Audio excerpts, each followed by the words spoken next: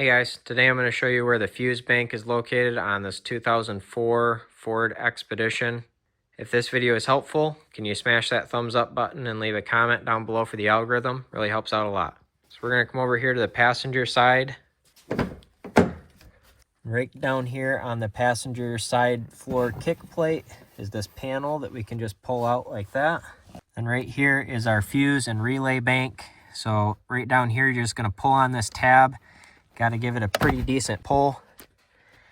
And then you can see all your fuses and relays right back here. When you're done, you can just put this back. Snaps right on there. Same thing with this kick plate here. Just fit it in here and then push it all the way back in like that.